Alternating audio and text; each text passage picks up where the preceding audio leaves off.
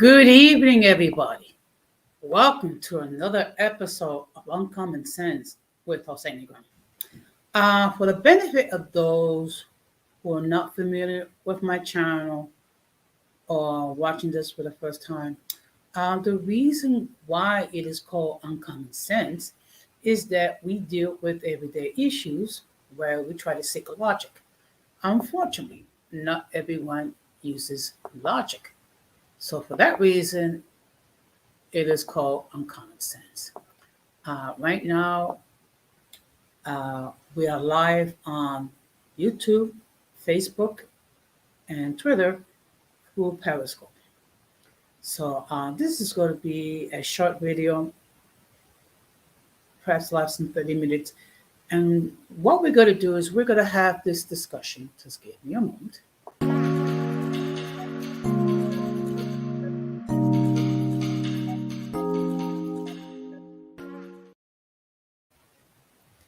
So tonight we're going to be having a discussion. Who are people who make up Generation X? Now, for those who are not familiar, um, they're the generation that's between the baby boomers and the millennials. So what I'm going to do is I'm going to share something. I'm going to actually, please bear with me because I'm using an older laptop and maybe a little bit slow. Just give me a moment.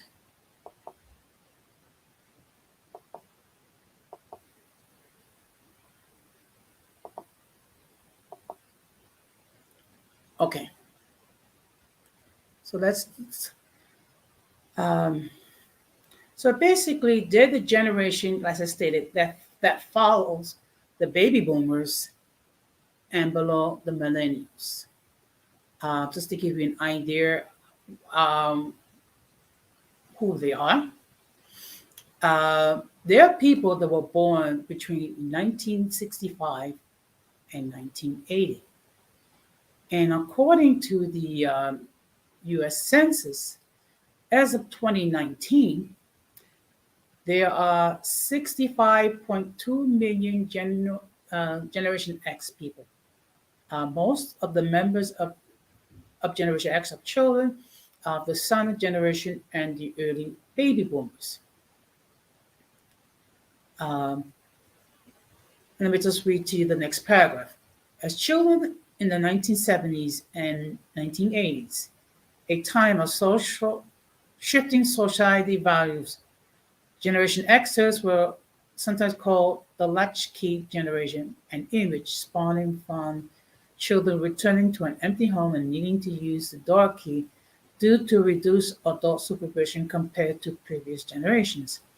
This was as a result of increasing divorce rates and increased maternal participation in the workforce prior to widespread availability of childcare options outside the home. Just let's put this down. Just give me a moment.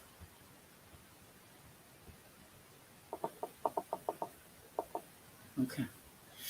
As adolescents and young adults in the 1980s, 1990s, Xers were dubbed the MTV generation, a reference to the music video channel, sometimes being categorized as slackers, cynical, and disaffected. Some of the many cultural influences of Generation Gen X youth included a proliferation of musical genres with strong social tribal identities such as punk, post-punk, and heavy metal, in addition to later forms developed by Gen Xers themselves, i.e. grunge, grungecore, and related genres. Film both and birth of franchise and mega sequels and a proliferation of independent film enabled in part by video was also notable in cultural influence. Video games, both in amusement parlors and the devices in Western homes, were also a part of juvenile entertainment for the first time. Politically, in many Eastern Bloc countries, Generation X experienced the last days of communism and transition to capitalism as part of the youth. With in much of the Western world, a similar time period was defined of domination of conservatism and three, market economics. Okay. Now we're going to go into how we got the term Generation X. The term Generation X has been used at various times to describe alienated youth. In the early 1950s, Hungarian photographer Robert Capa first used Generation X as the title for a photo essay about young men and women growing up independently following World War II.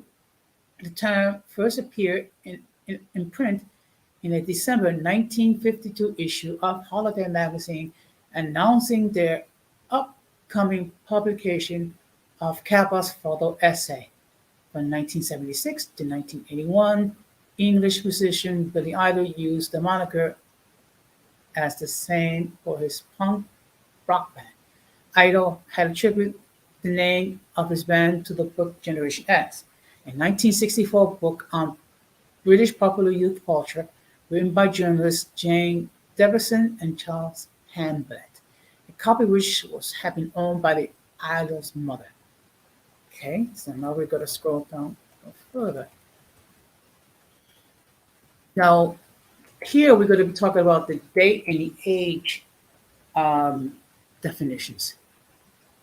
Um, Generation S is the demographic cohort following the post-World II baby boom, representing a generation change from the baby boomers. Many researchers and demographers use dates which correspond to the fertility patterns in a population. For example, for Generation X, in the US and broadly in the Western world, the period begins at a time when fertility rates started to significantly decrease following the baby boom peak of the late 1950s until an upswing in the late 1970s and eventually recovery at the start of the 1980s. Okay, excuse me. I'm sorry, this computer is acting up. Okay. Excuse me.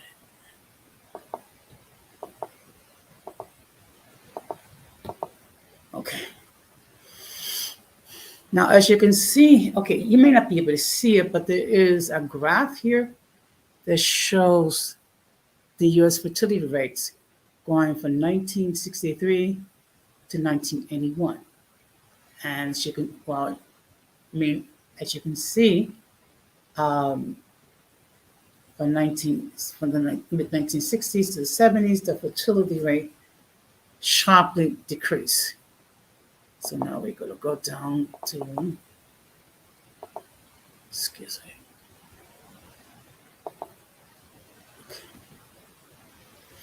Now we're going to talk about the demographics.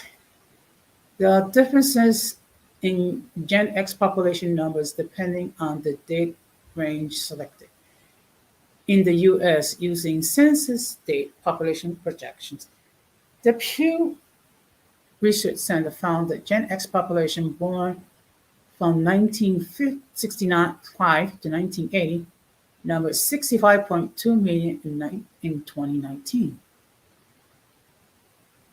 This cohort is likely to overtake boomers by 2028. A 2010 census report counted approximately 84 million living in the US, but defined by birth years ranging from the early 1960s to the 1980s. So now we're going to scroll down. If this computer doesn't act up.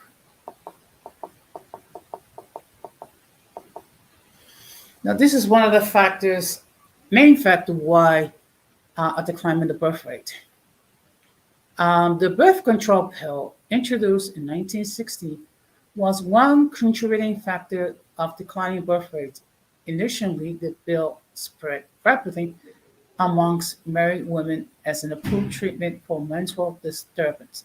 However, it was found to prevent pregnancy and was prescribed as a contraceptive in 1964. The pill, as it later became known, reached younger unmarried women, college women, in the late 1960s, where state laws were amended and reduced the age of majority from 21 to ages 18 to 20.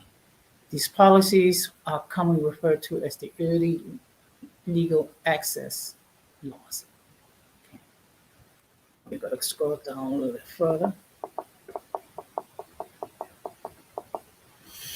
Now we're going to get into the characteristics. I'm just going to read down a little bit, go down a little bit further. Okay. The Gen X childhood coincided with the sexual revolution of the 1960s to 1980s, which Susan Gregory Thomas described in her book, In Spite of Everything, as confusing and frightening for children in cases where a parent would bring new sexual partners in their home. Thomas almost discussed how divorce was different during the Gen X childhood, with the child having a limited or separate relationship with one parent following divorce, often the father, due to different societal and legal expectations. In the 1970s, only 9 states allowed for joint custody of children, which has since been adopted by all 50 states following a push for joint custody during the mid-1980s. Kramer versus Kramer, a 1979 American legal drama based on Everett Corman's best-selling novel, came to epitomize the struggle for child custody and the demise of traditional nuclear. Scroll down here.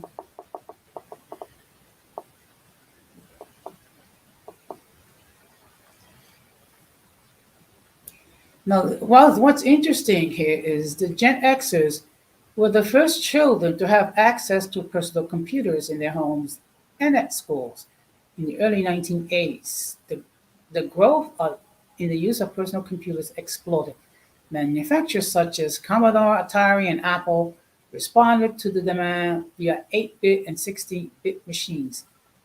This in turn stimulated the software industry with the corresponding developments of backup storage, use of the floppy disk, zip drive, and CD-ROM. Okay, wait a minute. Just give me a moment. And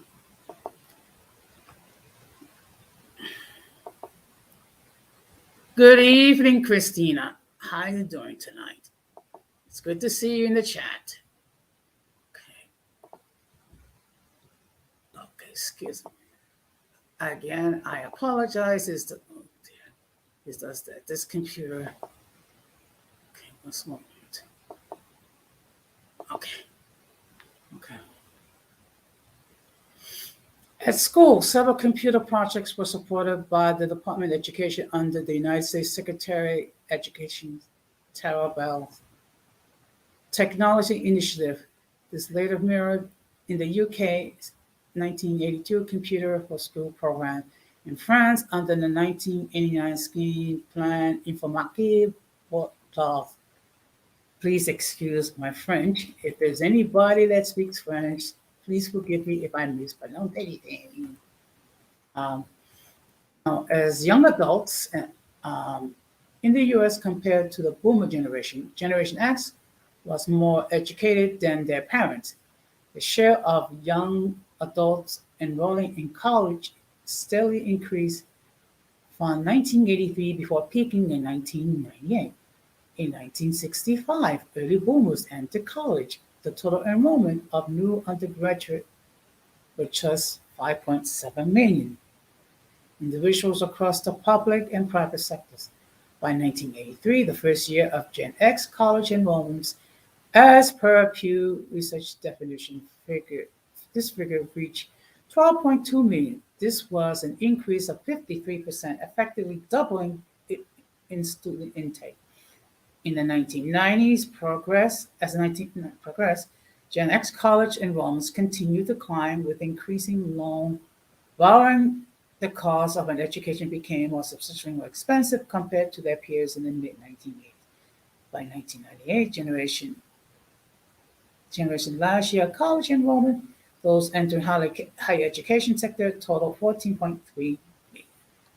So, in other words, we had more Gen X people taking advantage to go to college. And now what we're going to do is, if this computer behaves, okay, okay. Uh, for the early Gen X graduates entering the job market at the end of 1980s, economic conditions were challenging and did not show signs of major improvement until the 1990s. In the US, restricted monetary policy to curb rising inflation and the collapse of a large number of saving and loan institutions, private banks that specialize in home mortgages impacted the welfare of many American households. This persisted a large government bailout, which placed further strain on the budget. Furthermore, 3 decades of growth came to an end. The social contract between employer and employees, which endured during the 1960s-70s, was scheduled to last until retirement, was no longer applicable. By the late 1980s, there was large-scale layoffs of boomers, corporate downsizing, accelerated offshore of production. I'm just going to scroll down a little bit. Okay. Now, this is called the rise of the internet and the dot-com bubble. By the mid-1990s, under Bill Clinton's presidency, economic optimism had returned to the U.S., with unemployment reduced from 7.5% in 1992 to 4% in 2000. Younger members of Generation X traveled across administration, politically experienced a liberal renewal. In 1997, Time magazine published an article titled Generation X Reconsidered, which retracted the previous reported negative stereotypes and reported positive accomplishments. This article cited Gen X's tendency to found technology startup companies and small businesses, as well as their ambition, which research saw was higher among Gen X young adults than older generation. Yet the slacker moniker stuck. As the decade progressed, Gen X gained reputation for entrepreneurship. In 1999, the New York Times dubbed them Generation 1099, referring to them as the once pitied but now envied group of self-employed workers whose income is reported but to the Internal Revenue Service not on a W-2 form, but on a Form 1099. What we're going to do, we're going to scroll down a little bit further, and then we're going to pocket here. In terms of advocating for their children and in the education setting, author Neil Howe described how Gen X parents are as distinct from baby boomers. Howe argues that Gen Xers are not helicopter parents, which Howe describes as a parenting style of boomer parents of millennials. Howe described Gen Xers instead of as stealth fighter parents due to the tendency of Gen X parents to let minors issue go and not to hover over their children in the educational setting, but intervene forcefully and swiftly in the event of more serious issues. In 2012, the Corporation of National and Community Service ranked Gen X voluntary rates in the U.S. at 29.4% per year, the highest compared with other generations. Okay, and we're going to scroll down a little bit further.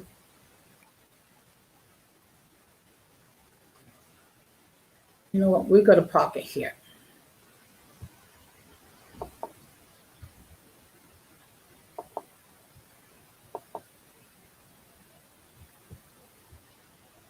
Now, the fact of the matter is this. There are some people that have a lot of, I would say, misunderstandings regarding Gen X people. Now, I do know a few of them. For the most part, they're all positive. Um, they're conscientious. They work hard. And of course, you're going to find bad apples in every group.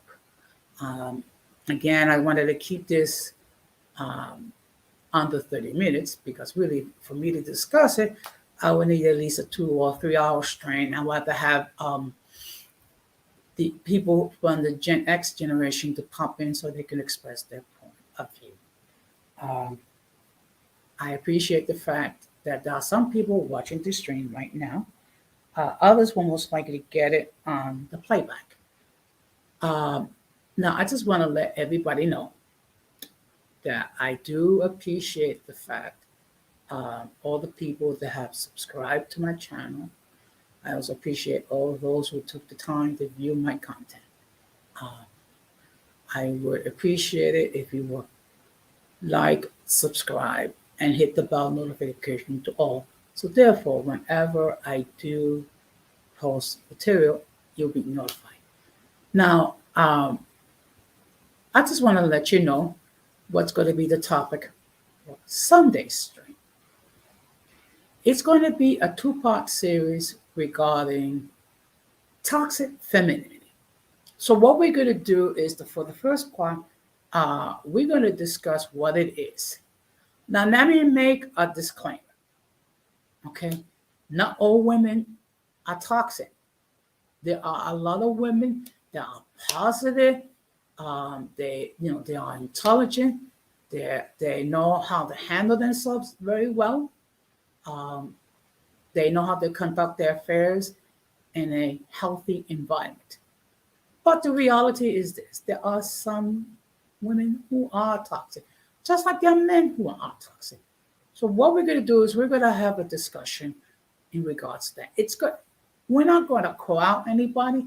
We're just going to have an analysis, and it's not meant to be a personal attack aimed towards any lady. So I just want that understood.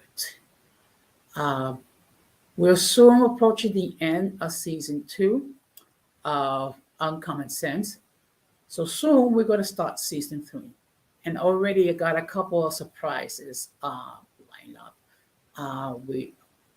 We are planning to do more interviews. I'm going to try to bring in experts to talk about different topics, so we can be blessed by their knowledge. Um, I just want to say, one thing. Also in season 3, we will be conducting um, more streams in Spanish. Let me just say a few words in Spanish. Ya muy pronto vamos a comenzar la tercera temporada del sentido no común. Vamos a tener otros streams completamente en español. No, todavía no sé cuándo se llevará a cabo, pero será muy pronto. Como siempre, todo el mundo está invitado para entrar su comentario allí en el chat o entrar en el panel. Lo único que le pido que por favor que sea respetuoso a los invitados y por ese servidor. We're going to be doing more streams in Spanish, and everyone's invited to enter their comments in the chat or join the panel. Or as these people, please be respectful towards the guest and towards the host. So this was meant to be a short video. Actually, to be perfectly honest, for me to discuss this, it will take at least 2 hours. And I wanted to keep it short, under 30 minutes. So that being said, most people will catch this on the playback. So I just want to say thank you very much for those who caught it live and who catch it on the replay. And before I go, I'm going to leave you with the words that I always leave. Do not let the errors of the past damage your future. What I mean by that It's time to move on. We cannot linger in the past regarding past battles and past mistakes. The best thing we can do is learn from them and not to repeat them in the future. Just want to say thank you very much for your attention. And I'm just going to wish everybody a good night. Take care and peace. You strong.